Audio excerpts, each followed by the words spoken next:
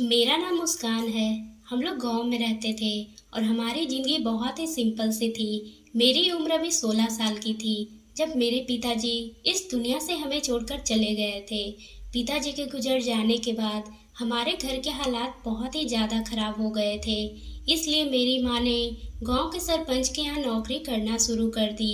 लेकिन वहां पर जाते जाते मेरी माँ कुछ अजीब अजीब हरकतें करने लगी थी। मुझे पूरा यकीन था कि मेरी माँ मुझसे कुछ छुपा रही थी, लेकिन मुझे ये नहीं पता था कि वह बात इतनी बड़ी हो गई।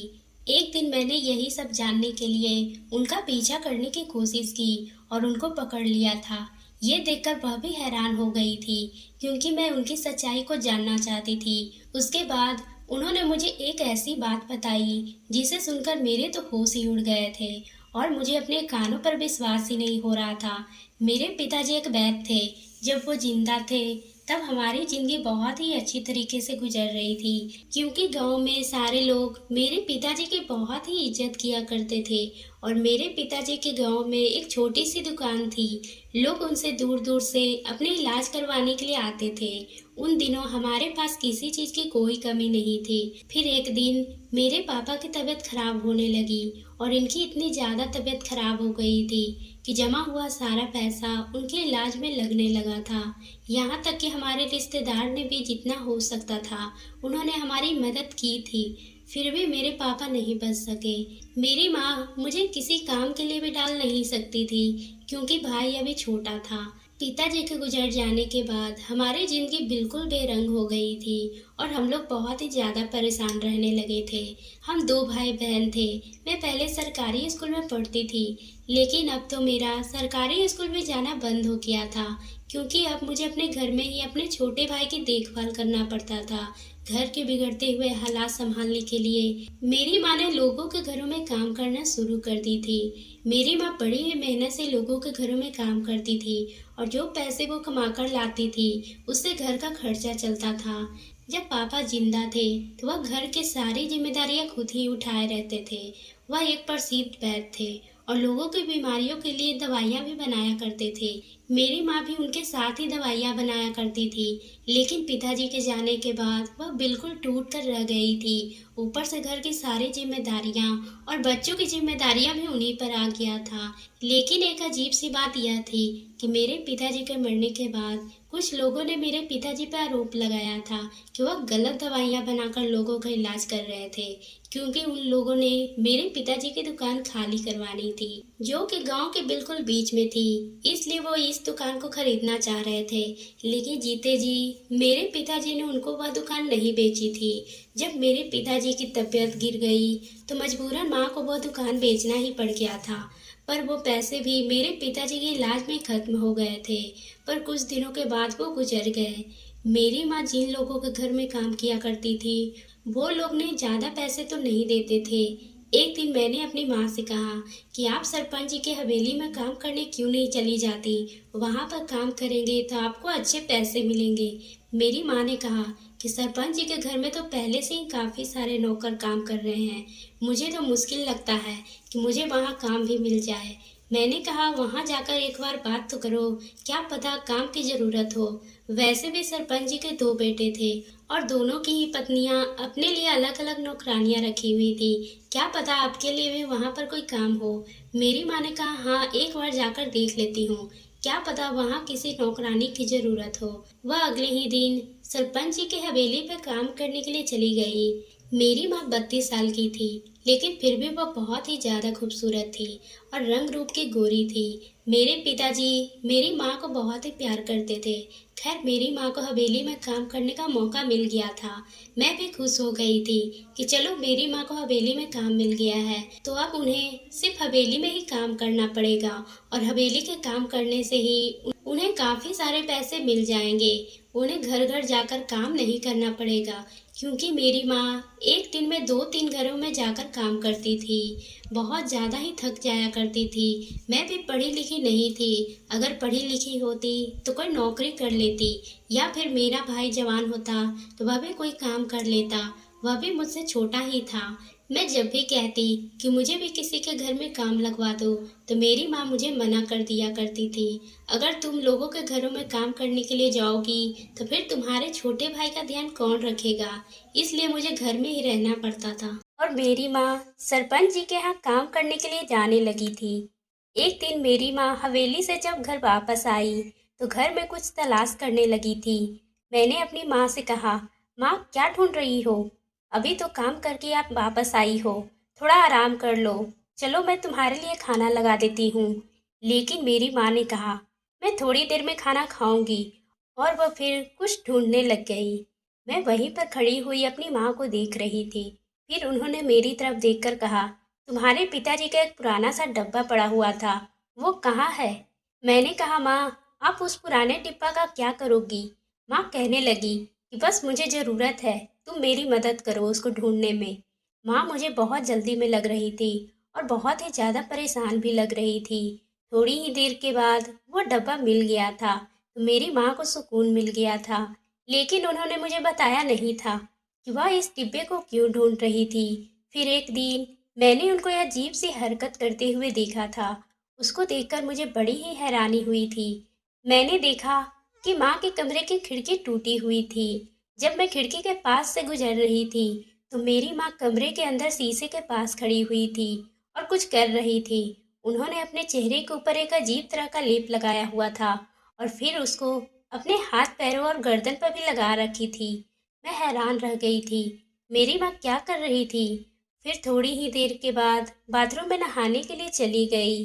जब बाथरूम से बाहर आई, तो उनका रंग अजीब तरह से चमक रहा था। उसके बाद वो काम पे चली गई। उस दिन के बाद से मैं सोचने लगी, मेरी माँ आखिर अपने हाथ पैरों और मुंह में ऐसा कौन सा लेप लगा रही थी और उन्हें उनको लगाने की क्या जरूरत पड़ गई थी? वह तो पहले से ही इतनी खूबसूरत और गोरी है, तो उन्हें क्या जरूरत? मैंने नोटिस किया था कि माँ हवेली जाने से पहले ही ऐसा किया करती थी। वह ऐसी कौन सा चीज है जो कई दिनों तक मैं तलाश करती रही, लेकिन मुझे कुछ भी पता नहीं चला। एक दिन मैं किचन में खाना बना रही थी, जब अचानक मुझे किचन में एक चीज दिखाई दी। उस डिब्बे को खोलकर देखा तो उसमें ढेर सारी फिटकरी मिली थी। एक तरह साबुत फिटकरी, कुछ टुकड़े रखे हुए थे। ये देखकर मैंने अपनी माँ से पूछने का सोची, पर मुझे लगा शायद वह गुस्सा होगी। मैं उनसे सवाल जवाब कर रही हूँ, इसलिए मैंने नहीं पूछा। पर माँ का बर्ताव दिन पर दिन अजीब होता जा रहा था। मुझे कुछ शक सा होने लगा था। इसलिए मैंने एक दिन अपनी माँ का पीछा करते हवेली तक चली गई थी। हवेली का दरवाजा ऐसा था कि सबके लिए खुला ही रहता था। हवेली में ज्यादातर गरीब लोग अपनी मदद के लिए सरपंच जी के पास आया करते थे। वहां पर किसी को भी आने जाने की रोक टोक नहीं थी, क्योंकि गांव के सरपंच जी बहुत ही अच्छे आदमी थे और गांव के सारे लोग की समस्या को ध्यान से सुना करते थे और उनका हल भी निकाल देते थे। इसलिए उनके घर का दरवाजा खुला रहता था, कहीं किसी वक्त कोई गरीब ना आ जाए और उसी मदद की जरूरत न पड़ जाए। सरपंच जी को गांव के लोग बहुत ही ज्यादा इज्जत दिया करते थे। जब मैं हवेली पहुंची, उस समय मेरा हुलिया बहुत ही ज्यादा खराब हो रहा था। ऐसा लग रहा था जैसे मैं इस हवेली की कोई नौकरानी हूँ। जब मेरी हालत ही ऐसी थी, मैं क्या कर सकती थी, क्योंकि मेरे पास पहनने के लिए कपड़े ही नहीं थे। घर के हालात खराब होने की वजह से घर के खाना भी बड़ी मुश्किल से बन पाता था। मैं माँ की तलाश करने के लिए अंदर ही जा रही थी, तभी दरवाजे पे मुझे चौकीदार ने रोक लिया और कहा था, कहाँ जा रही हो? मेरी हालत देखकर उन्होंने कहा, यहाँ पे नौकरी के लिए कोई काम नहीं है, काम करने के लिए यहाँ पर काफी सारे नौकर हैं। मैंने कहा, मैं नौकरी के लिए नहीं आई हूँ।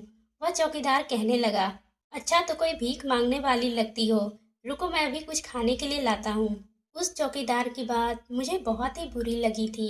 वह मेरी बात सुने बिना ही इतने ज्यादा बोल रहा था। अब मैं इतनी भी गरीब नहीं थी कि मुझे उससे भीख मांगने वाले ही समझ लिया था। मैं खामोशी से वहां से वापस आ गई थी और मैं घर जाकर रोना शुरू कर दी। मैंने अपनी माँ से कहा कि क्या औकात है हमारी, हमारी जिंदगी किस मोड़ पर आ गई है कि लोग हमें भीख मांगने वाला समझने लगे हैं। क्या हमारी जिंदगी में यही सब कुछ होता रहेगा? यह सब कुछ पिताजी के जाने के बाद हुआ है। अगर वो इस दुनिया से नहीं जाते, तो शायद हमें ये दिन देखना नहीं पड़ता। मेरी माँ ने मुझसे कहा कि हर बात को बर्दाश्त करना सीखो। किसी को क्या पता था कि इस तरह से दुनिया को छोड़कर चले जाएंगे। हम लोग उनके जाने के बाद ऐसे बेसहारा हो जाएंगे। तुम फिक्र मत करो, भगवान एक दिन सब कुछ ठीक कर देगा। मैंने अपनी माँ से कहा कि आपकी तसल्ली के लिए क्या मेरी गई हुई इज्जत वापस आ जाएगी। मुझे बहुत बुरा लग रहा था जब उसे चौकीदार ने मुझे भीख मांगने वाली समझ लिया था। ये तो हमारी मजबूरी थी, जिसकी वजह से अब हवेली में काम कर रही हो। मेरी माँ ने कहा, अच्छा तो बताओ तुम्हें क्या चाहिए, मैं तुम्हें सब कुछ ला कर दूंगी।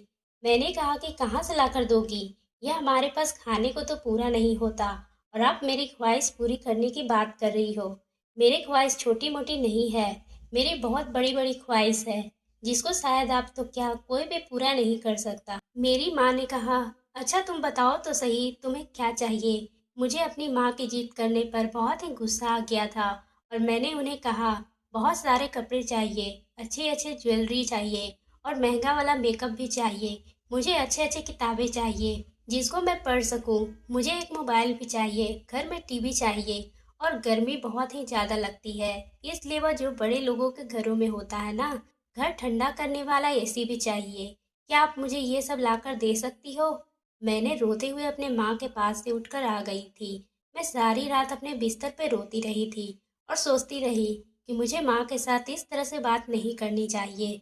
इसमें माँ की क्या गलती थी जो मैंने उनको इतनी सारी बातें सुना दी। वो हमारे लिए कितनी मेहनत करती है, और मेरी वजह से उन्हें कितनी शर्मिंदगी महसूस हुई हो।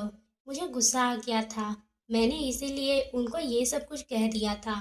सुबह हुई तो शायद माँ वक्त से पहले उठकर काम पे चली गई थी, और शाम तक वापस भी नहीं आई थी। काफी देर हो चुकी थी। मैं अपनी माँ के घर आने का इंतजार कर रही थी। सोचा कि हवेली जाकर उनको बुला लाती हूँ।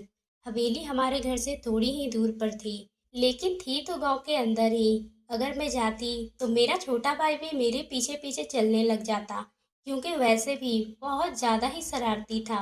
मैं माँ के घर के आने का इंतजार करती रही, और अचानक से मेरी आंख लग गई। जब आंख खुली तो माँ घर पर ही आ चुकी थी, और किचन में खड़ी होकर खाना पका रही थी। मैंने कहा कि आप क्यों खाना बना रही हो, हर दिन की थकी हुई आई हो, मैं खुद ही खाना बना लेती हूँ। मेरी माँ ने कहा, नहीं मैं खाना खुद बना लूंगी, और तुम्हारी पसंद का ही खाना बना रही हूँ। तुम जरा जाओ और जाकर अपने कमरे में देखो, मैं वहाँ तुम्हारे लिए कुछ रखा है। हमारे घर में दो ही कमरे थे, पर हम दोनों भाई बहन वाला कमरा काफी दिनों से बंद पड़ा हुआ था। माँ मुझे उस कमरे में जाने के लिए कह रही थी। पिताजी के मरने के बाद से ही हम दोनों भाई बहन अपने उस कमरे में नहीं गए थे। हमेशा माँ के साथ ही रहते थे, और रात को भी माँ के साथ ही सोया करते थे। यह उन दिनों की बात थी जब पिताजी जिंदा थे, और हम दोनों भाई बहन एक कमरे में ही सोते थे, और रात को माँ पिताजी हमें बार बार देखने के लिए आते थे, हम दोनों सो गए हैं या नहीं, क्योंकि हम दोनों भाई बहन आपस में बहुत लड़ाई झगड़ा भी करते थे। पिताजी के मरने के बाद से ही हमने उस कमरे में जाना छोड़ दिया था, क्योंकि हम लोगों के लिए एक ही कमरा काफी था। मैंने माँ से कहा, वहाँ क्या रखा है आपने मेरे लिए। उन्होंने कहा, खुद ही जाकर देख लो। उनके चेहरे पे हल्की सी मुस्कुराहट भी थी, जिसकी वजह से मुझे कुछ समझ नहीं आ रहा था। जब मैं उस कमरे में दाखिल हुई तो मेरे तो पैरों तले से जमीन ही निकल गई थी, और मुझे यकीन ही नहीं आ रहा था कि मेरी आंखों के सामने ये सब क्या पड़ा हुआ था। वह वही सारी चीजें थी जो मैंने अपनी जुबान से गुस्से में अपनी माँ से मांगी थी। मैंने उससे इतनी महंगी महंगी सामानें मांगी थी। उसे देखकर मुझे यकीन ही नहीं हो रहा था, और उस पूरे कमरे को भी अच्छी तरीके से साफ कर दिया गया था। यहाँ तक कि कमरे के अंदर अच्छा और महंगा फर्नीचर पड़ा हुआ था। यह कमरा बिल्कुल बदला हुआ लग रहा था, और बेड अच्छा सा बिस्तर भी लगा हुआ था। यह सारा सामान बहुत ही महंगे और खूबसूरत था। शायद माँ आज वो सारा दिन यही करती रही थी, और यह सारा सामान लाने के लिए शहर गई हुई थी, क्योंकि सामान में कोई भी चीज हमारे गांव की नहीं थी। मेरी आंखों में ये सब कुछ देखकर खुशी से आंसू आ गए थे। मुझे समझ नहीं आ रहा था कि मैं क्या करूं। कमरे के बाहर भागी तो मेरी माँ सामने ही खड़ी हुई थी। मैं भागकर उनके गले से लग गई। मैंने कहा कि आपने मेरे लिए ये सब कुछ किया, आपका शुक्रिया, लेकिन आपने सब कुछ कैसे किया है। मैं चौंक गई थी। मैंने अपनी माँ से कहा, आपने सब कुछ कैसे किया है, कि आपने किसी से पैसे उधार लिए हैं। मुझे यह सब कुछ नहीं चाहिए। ये सब चीज को वापस कर दे, और इन पैसों से घर में राशन भर लेंगे, या फिर अपने जिससे उधार लिया है उसको वापस कर देंगे। मेरी माँ ने कहा, पहली बार तो तुमने कुछ मांगा था, तो इसलिए मैं तुम्हारे लिए लेकर आई हूँ। तुम मेरी सबसे अच्छी और समझदार बेटी हो। तुमने कभी मुझसे किसी चीज़ के लिए डिमांड नहीं की है, और पहली बार डिमांड की भी है, तो क्या मैं सब कुछ वापस कर दूँ? ये सब तुम्हारे लिए है। तुम यहाँ पर रहोगी। तुम्हें और भी कुछ चाहिए तो तुम मुझे बता देना। और मैं किसी पैसे से उधार नहीं ली हूँ, और मैं किसी से भी पैसे उधार नहीं ली हूँ। मैंने कहा अगर पैसे उधार नहीं लिए तो फिर ये सब कुछ कैसे किया? मेरी माँ ने कहा तुम मुझसे ज़्यादा सवाल मत किया करो, धीरे धीरे सब कुछ ठीक हो जाएगा। मैंने माँ से कहा वैसे भी सरपंच जी गाँव से बाहर गए हुए हैं, और उनका कोई बेटा इस तरह से किसी की मदद नहीं करता। एक सरपंच जी ही तो हैं जो सबकी मदद कर देते हैं। और जो सरपंच जी की बहू है वो तो सारा दिन अपने कमरे में बैठी रहती है, किसी से कोई बात भी नहीं करती है। और सरपंच जी के छोटे बेटे की पत्नी के बारे में सुना है, वह तो इतना ज्यादा गुस्सा करती है कि पागलों जैसे हरकतें करने लगी है, और घर का सामान भी तोड़ती रहती है। इसलिए गांव वालों को पता है कि सरपंच जी के छोटे बेटे की पत्नी पागल के जैसे हरकतें करने लगी है। मेरी माँ ने कहा हाँ, तुम्हारी सहेली ने तुम्हें बिल्कुल ठीक बताया है, लेकिन यह उनकी परेशानी है, हमें उनसे क्या मतलब। पर वो इतनी भी बुरी नहीं है जितना लोगों ने उसको बना दिया है। बस तुम ये समझ लो, ना तो मैंने पैसे किसी से उधार लिए हैं, और ना ही कोई गलत काम किया है, लेकिन तुम्हारे लिए ये सब कुछ लेकर आई हूँ। बस तुम अब खुश रहो और परेशान मत हुआ करो। माँ ने कहा कि परेशान मत होना, लेकिन परेशानी होने की ही तो बात थी, क्योंकि ये सामान हजारों में नहीं बल्कि लाखों में थे। और मैं जब से पैदा हुई थी तब से मैं शहर का महंगा महंगा सामान सिर्फ गांव के अमीर लोगों के पास ही देखी थी। हम तो गरीब थे, तो मेरी माँ ये सारा सामान कैसे ले आई थी? खैर कुछ दिन इसी तरह से गुजर गए। इस गांव में मेरी बुआ भी रहा करती थी, जो मेरे पिताजी से बड़ी थी। एक दिन मैं उनसे मिलने के लिए उनका घर चली गई। वह मेरी माँ को अच्छा नहीं समझती थी, लेकिन हम दोनों भाई बहन को थोड़ा बहुत प्यार कर लिया करती थी। जब मैं बुआ के घर गई तो मैं अपनी माँ के लाए हुए नए और महंगे वाले कपड़े पहन लिए थे। मैं बहुत ही ज्यादा खूबसूरत लग रही थी। वहां पर मेरी बुआ कुछ बेटियां जो मुझे देखकर हैरान रह गई, और मेरी बुआ भी हैरान रह गई थी। उन्होंने कहा इतने अच्छे और खूबसूरत कपड़े तुम्हारे पास कहाँ से आए? ये तो बहुत ही महंगे लगते हैं। तुम्हारी माँ तो लोगों के यहाँ काम करती है, तो शायद किसी ने दे दिया होगा। मैंने कहा नहीं बुआ, माँ ने तो बाजार से ही लिए हैं और बिल्कुल नए हैं। मैं उनको बढ़ा चढ़ा के सब कुछ बता रही थी, मेरी माँ मेरे लिए क्या क्या लेकर आई है, और वो सारे ही सामान के बारे में उनको बता दिया था। वो तो मेरी बात सुनकर हैरान रह गए थे। मेरी बुआ की बेटी जब वहां से उठकर चली गई, तो मेरी बुआ ने कहा देखो तुम्हारी माँ कोई उल्टा सीधा काम तो नहीं कर रही। मैंने कहा कि आपका क्या मतलब? बुआ जी आप कैसी बातें कर रही हो? उन्होंने कहा देखो, मेरा भाई इस दुनिया से चला गया है, लेकिन तुम मेरे भाई की अमानत हो। तुम दोनों भाई बहन मेरे भाई की आखिरी निशानी हो। और तुम्हारी माँ तो पहले से ही इतनी ज्यादा खूबसूरत है, क्या पता वह कोई उल्टा सीधा काम कर रही हो, वरना इतने सारे पैसे कहाँ से लेकर आएगी? अब तुम भी कोई बच्ची नहीं हो, 16 साल की हो गई हो। तुम्हारी उम्र तुम्हारी माँ की शादी हो गई थी। तुम्हें तो पता ही है कि उल्टे सीधे काम क्या होते हैं। और फिर औरतों के लिए गलत तरीके से पैसे कमाना बहुत ही ज्यादा आसान होता है। मेरे पति को देखो, शहर में जाकर सरकारी नौकरी करते हैं, लेकिन फिर भी हमारी इतनी सारी चीज नहीं खरीद सकते, क्योंकि हमारे पास इतने पैसे नहीं होते हैं। और तुम्हारे पिताजी इस दुनिया में नहीं है, तो तुम्हारी माँ हवेली में काम करती है, वह भी सिर्फ झाड़ू पोछा करने का। तो इतने सारे पैसे कहाँ से आ गए? तुम्हें अपनी माँ पर नजर रखनी चाहिए। ये सारी बातें सुनकर मुझे बहुत ज्यादा गुस्सा आ रहा था। मैंने कहा मैं जा रही हूँ। उन्होंने कहा हाँ, तुम तो गुस्सा होकर ही जा रही हो, लेकिन इस बारे में सोचना जरूर। मैं जाते हुए इस बारे में सोच रही थी, क्योंकि बात तो सोचने वाली थी। मैं जब गुस्से में अपने घर पहुंची, तो माँ मुझे देखकर कहने लगी क्या हुआ है? मैं माँ से कहा आज मुझे सारी सच्चाई बता दो। बुआ इस बारे में बहुत ही गलत बोल रही थी, आखिर क्या है सच्चाई? माँ गुस्से में मुझे डांटने लगी, और फिर वह वापस दूसरे कमरे की ओर चली गई। एक दिन मेरी नज़र उस संदूक पे पड़ी जिसमें मेरी माँ ने कुछ रखा हुआ था, लेकिन इस संदूक की चाबी सिर्फ मेरी माँ के पास ही होती थी। मुझे अब किसी तरह से अपनी माँ के पास से चाबी लेनी थी। रात के टाइम जब मेरी माँ घर पर आई, तो मेरी नज़र उनके इस बटुए पर ही थी जिसमें वो चाबियां का गुच्छा रखती थी। माँ खाना खाने के बाद नहाने के लिए चली गई थी और अपने बटुए को बिस्तर पर ही रखा हुआ छोड़ गई थी। मैं जल्दी से बटुआ खोली और इस संदूक की चाबी निकाल ली, और मैंने जैसे ही संदूक का ताला खोला, ये देखकर मेरे पैरों तले से जमीन ही निकल गई। वहाँ कुछ और नहीं बल्कि ढेर सारे पैसे थे। ये पूरा संदूक ढेर सारे पैसों से भरा हुआ था। मेरी माँ जल्दी से नहाकर बाहर निकल आई थी। मेरी माँ हैरान रह गई थी और उन्होंने कहा कि मैं कुछ गलत नहीं कर रही हूँ। मैं कहा, फिर उस संदूक के अंदर क्या है? आखिर कौन इतने पैसे देता है? मेरी माँ ने कहा, खामोश हो जाओ। कोई ऐसी बातें अपने मुंह से मत निकाल देना जिसके लिए तुम्हें बाद में पछताना पड़े। मैं तुम्हें पूरी बात बताती हूँ। उन्होंने कहा कि मैं हवेली में झाड़ू पोछा का ही काम करती हूँ, लेकिन जब मैं सरपंच जी के छोटे बेटे की पत्नी को देखी तो मैं हैरान रह गई थी। वह बहुत ही ज्यादा सांवली थी। उसका कहना था कि उसके रंग रूप की वजह से उसके पति कहीं और अफेयर चलाया हुआ है और वह अपनी पत्नी को वक्त नहीं देता, जिस वजह से वह चिड़चिड़ी हो गई है और पागलों जैसी हरकतें करने लगी है। टेंशन और परेशानी की वजह से उसकी रंगत और भी ज्यादा काली हो गई थी, जिसकी वजह से वह बदसूरत लगने लगी थी। तभी उसका पति उसे दूर जाने लगा था। मैंने कहा कि मैं आपका रंग साफ करवा सकती हूँ, जिससे आपका पति आपको फिर से पसंद करने लगेगा और उस औरत को छोड़ देगा जिसके पीछे वो पड़ा हुआ है। उन्होंने कहा कि ऐसा नहीं हो सकता। मैं बहुत नुस्खे आजमाए हैं, मैं कभी गोरी नहीं हो सकती, और तुम रंग गोरा करने की बात करती हो। तुम्हारा रंग भी तो सांवला हो रहा है, फिर तुम अपने आप को गोरा क्यों नहीं कर लेती? अगर तुम्हारे बताए हुए नुस्खे सही साबित हुए तो मैं तुम्हें पैसों से माला माल कर दूंगी। तुम जितने पैसों बोलोगी मैं उतने देने के लिए तैयार हूँ, पर पहले तुम्हें इस्तेमाल करके दिखाओ।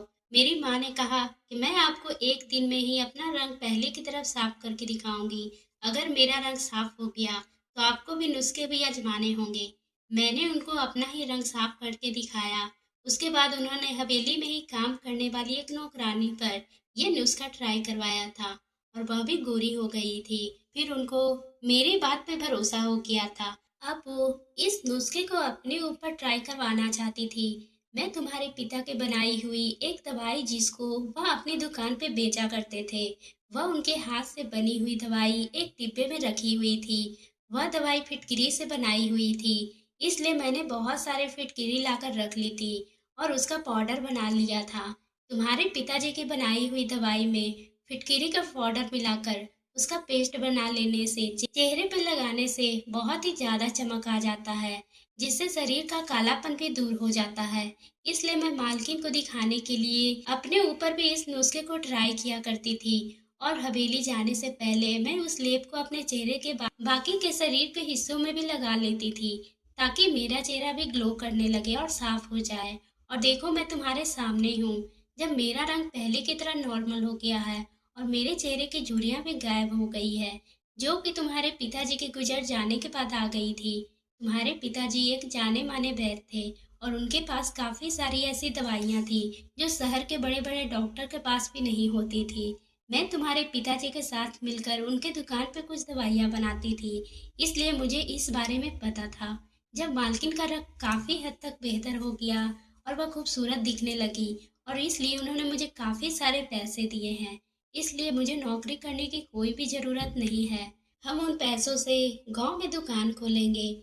मेरी माँ ने बताया कि मालकिन को तो उसके पति ने फिर से वक्त देना शुरू कर दिया है, क्योंकि वह अब बहुत ही ज्यादा खूबसूरत हो गई है और वो अपनी जिंदगी में बहुत ही ज्यादा खुश है।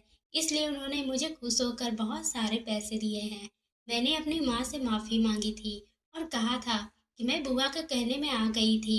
माँ कहने लगी, लोगों को तो जलन होती है, कोई भी किसी की कामयाबी से खुश नहीं होता। हमने घर में एक दुकान खोल ली थी जिसमें हम शहर से सामान लाया करते थे और उसको यहाँ महंगे दामों में बेचते थे। लोग हमसे खरीद लेते थे, क्योंकि शहर जाने में भी तो काफी किराया लगता था, तो लोग आसानी से खरीद लिया करते थे। हमारी जिंदगी बहुत ही अच्छी गुजर रही थी। मुझे अपने पिताजी की बहुत ही याद आती है, क्योंकि मरने के बाद भी उनकी बनाई हुई ये दवाई हमारी पूरी जिंदगी बदल कर रख दिया था। तो दोस्तों, आपको ये कहानी कैसी लगी? अगर पसंद आई हो तो आप मेरे चैनल को सब्सक्राइब करना ना भूलें और बेल आइकन को भी